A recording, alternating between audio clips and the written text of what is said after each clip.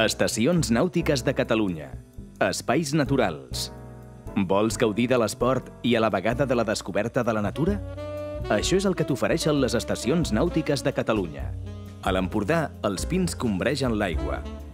Amb penya-segats imponents, brisa suau i olor de sal. Tot això forma part de l'essència del litoral del massís del Montgrí, o més al nord, del Cap de Creus, on el mar i la muntanya abracen pobles de pescadors com Roses o l'Estartit. Es tracta de nuclis emblanquinats, propers a platges i cales, de visita obligada per conèixer el paisatge mediterrani del nord de Catalunya. Si viatgeu a l'Empordà, no dubteu de visitar el Parc Natural del Montgrí, les Illes Medes i el Baix Ter, a l'Estartit, i el Parc Natural del Cap de Creus, vora Roses. Capbussar-se a la reserva marina de les Illes Medes o bé al Cap de Creus és una bona manera de descobrir la vida aquàtica que s'amaga al fons marí. Una riquesa natural que ha convertit el litoral empordanès en un dels punts de Catalunya més atractius per a la pràctica del submarinisme.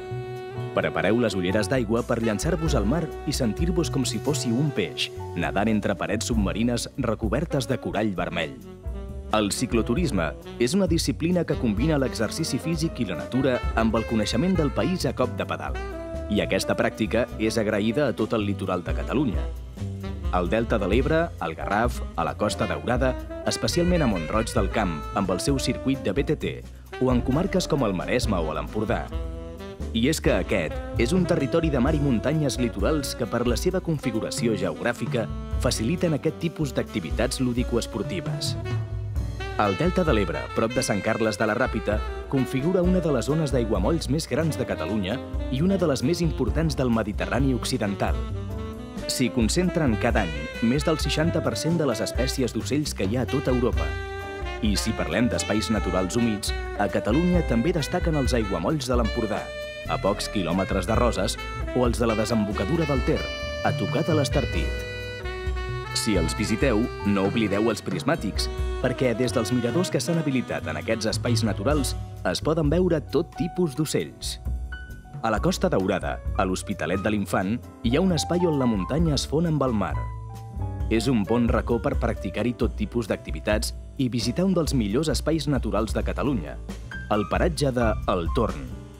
Gràcies a la seva situació aïllada, s'ha convertit en un espai idoni per la interpretació del medi natural, així com un espai de turisme naturista. Al Garraf, entre Vilanova i Sitges, podreu descobrir la Reserva Natural dels Colls Miralpeix, espai protegit per la Comunitat Europea, inclòs a la xarxa Natura 2000, un espai declarat lloc d'importància comunitària i zona d'especial protecció per a les aus. Us agrada caminar entre pins i alzinars? No dubteu en enfilar-vos a la Serra del Montnegre, prop de Santa Susana, o de pujar fins a la Serra del Montsià, situada just a tocar del Delta de l'Ebre. Tampoc podeu deixar de banda el Montgrí, un magnífic mirador del litoral empordanès on deixar-se impregnar per la màgia del paisatge de les Illes Medes. Si passegeu pels serrats suaus que voregen Vilanova i la Geltrú i si camineu pel Parc Natural del Garraf, gaudireu de la flora i fauna autòctones. A l'Empordà, al Maresme, al Garraf, la Costa Daurada i el Delta de l'Ebre, les estacions nàutiques de Catalunya són la millor eina per descobrir alguns dels espais naturals més importants del nostre litoral.